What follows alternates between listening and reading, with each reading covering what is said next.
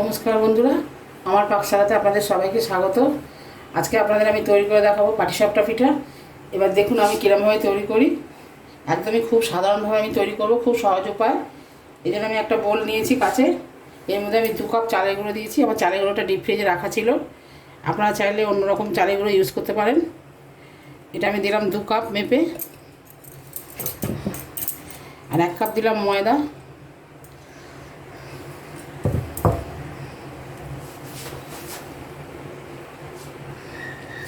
এই যে একটুখানি নুন দিলাম,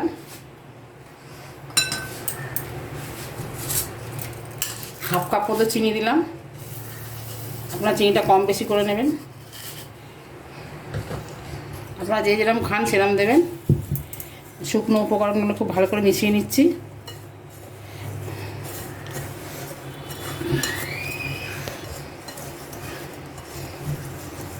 মিশানো হয়ে গেছে। এটাতে আমি গুঁড়ো দুধ দিই, আপনারা চাইলে গুঁড়ো দুধ দিতে পারেন, তাহলে আর লিকুইড দুধ দিতে হবে না। আমি লিকুইড দুধ দিচ্ছি, হালকা কুসুম কুসুম গরম।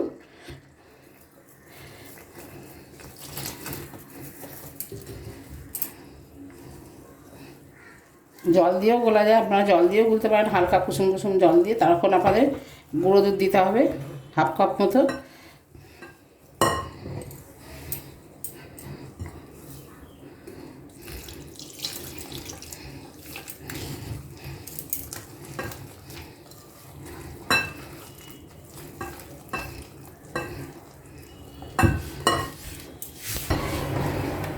আমাদের এখন গোলাটা একদমই হয়ে গেছে, কোনো এতে লাম্পস নেই। একদম পাতলা ব্যাটার তৈরি করতে হবে, একটা খুব গাঢ় হলে হবে না। এটা আমি এখন ঢাকা দিয়ে রেস্টে রেখে দেবো। রেখে দিয়ে আমি এবার পুরটা তৈরি করব।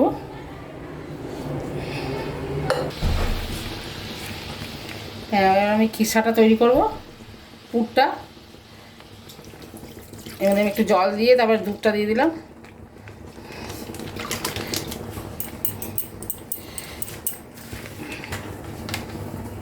এবার আমি 10 টাকা 2 প্যাকেট গুঁড়ো দুধ দিয়ে দিচ্ছি। আমি গ্যাসের ফ্লেমটা একদমই কম রেখেছি, একদম লো ফ্লেমে দেবেন, নাহলে জ্বালা পাকিয়ে যাবে দুধটা।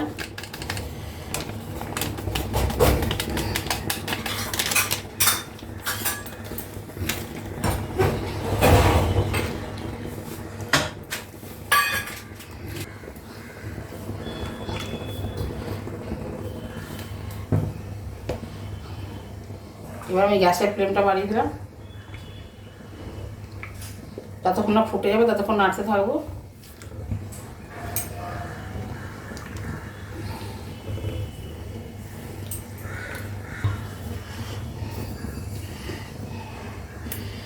তো দেখুন একদমই ফুটে গেছে, গাঢ় হয়ে এসছে অনেক। আমি এতে গুঁড়ো দুধ মিশিয়েছিলাম বলে।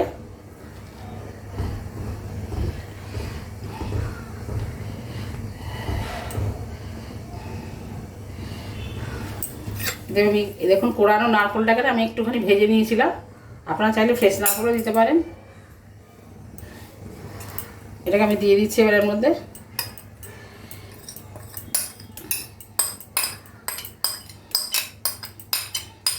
নারকেল না দিয়েও করা যায়, কিন্তু নারকেল দিলে টেস্ট বেশি।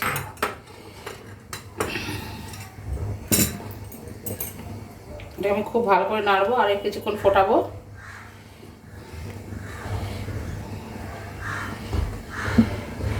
এর মধ্যে আমি চিনি দিয়ে দিচ্ছি, আপনারা যে যেরকম মিষ্টি খান সেরকম দেবেন।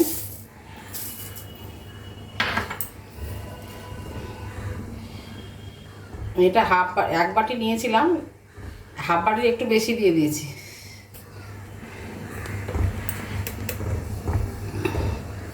এটাকে আমি একটু ফোটাবো, আরও একটু গাঢ় করবো।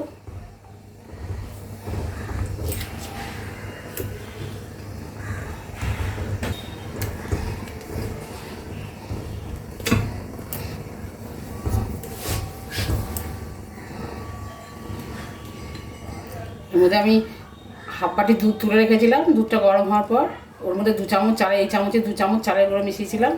এবার এটা আমি দিয়ে দিচ্ছি এর মধ্যে।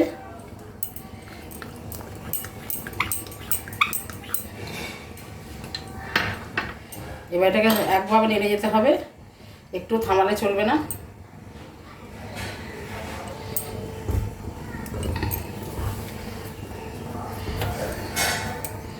এই পুরটা আপনারা ননস্টিক কড়াতেই করবেন, তাহলে ভালো হবে। অ্যালুমিনিয়াম কড়া করলে লেগে যাবে।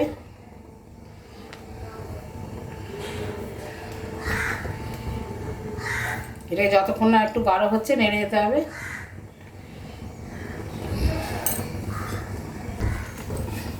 এবার আমি একটু ছোটো এলাচি গুঁড়ো দিচ্ছি।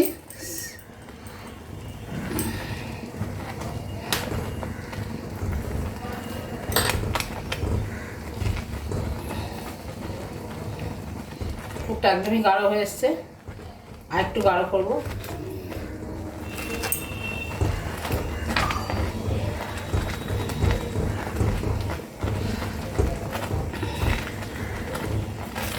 আপনার চাইলে ডেজিকেটেড কোকোনাট কিনতে পাওয়া যায় বাজারে, ওটাও দিতে পারেন।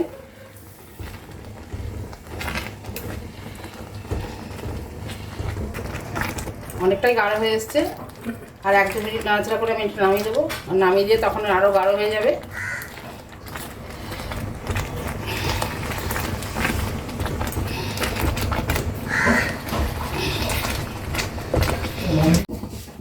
প্যান বসিয়ে দিয়ে প্যানটা গরম হয়েছে হালকা। এবার আমি এটা অল্প একটু তেল ব্রাশ করে দিয়েছিলাম, এবার টিস্যু দিয়ে মুছে নিচ্ছি।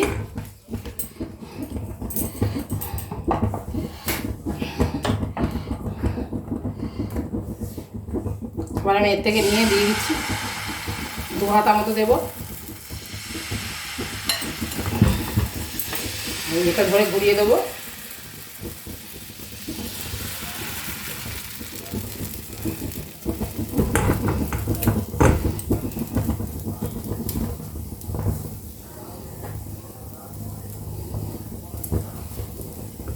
পুরটা একটু শক্ত হয়ে এলে তারপর আমি পুরটা দেবো।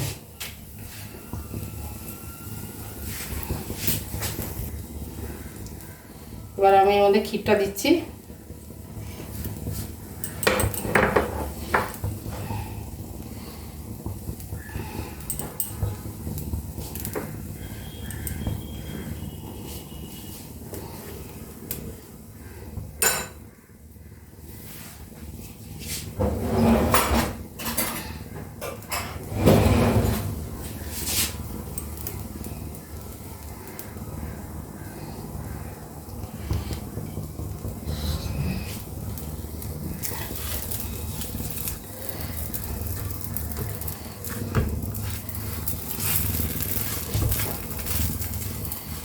একটু ভালো করে বাই করতে হবে, মুড়ে নেওয়ার পর একটু ভালো করে ভেজে নিতে হবে।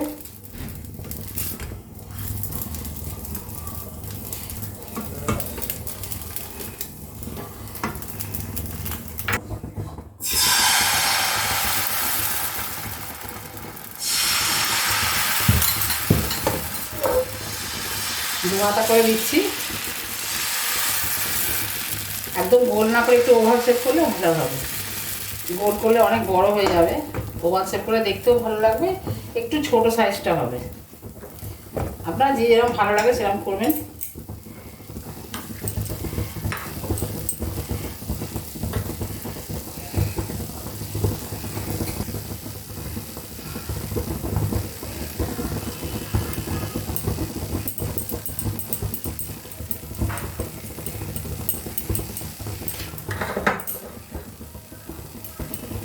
ক্ষীরটা একটু বেশি করে দিলে ভালো লাগবে খেতে।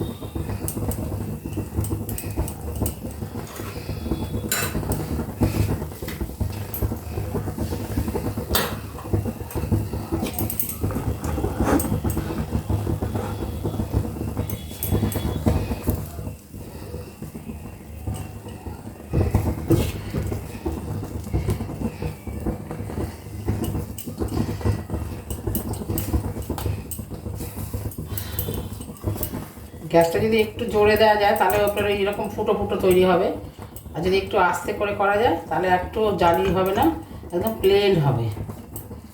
আপনাদের যেরকমটা ভালো লাগে আপনারা সেরকমটা করবেন।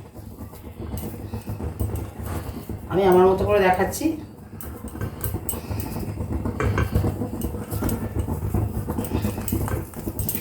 হয়ে যাওয়ার পর একটু গুপিটাও ভালো করে ভেজে নেবেন কয়েক সেকেন্ডের জন্যে।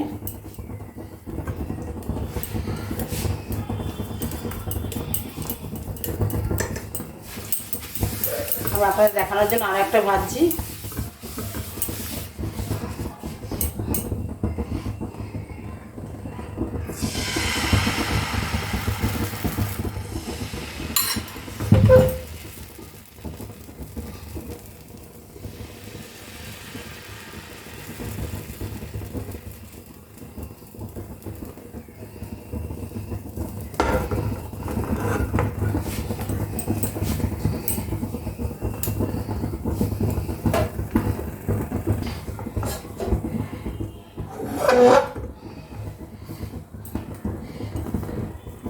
হয়ে গেছে এই পাশটা।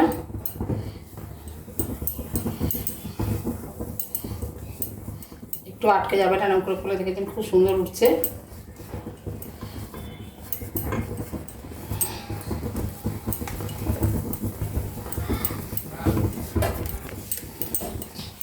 এবার আমি আরও কয়েকটা ভেজে নিচ্ছি, ভেজে নিই তারপর আপনাদের দেখাচ্ছি। আমার পাটিসাপটা একদমই রেডি হয়ে গেছে, দেখতে খুবই সুন্দর হয়েছে, খেতেও আশা করি ভালো লাগবে। আপনারা আমার মতো করে বানাবেন, যদি আপনাদের ভালো লাগে লাইক দেবেন আর সবার মাধ্যমে রান্নাটা শেয়ার করবেন। আর যদি আপনারা ফেসবুক থেকে দেখেন তাহলে ফলো করবেন, আর যদি ইউটিউব থেকে দেখেন তাহলে আমার চ্যানেলটা অবশ্যই সাবস্ক্রাইব করবেন। আপনারা সবাই ভালো থাকবেন, সুস্থ থাকবেন, ফিরে আসবো অন্য কোনো রেসিপি নিয়ে। নমস্কার।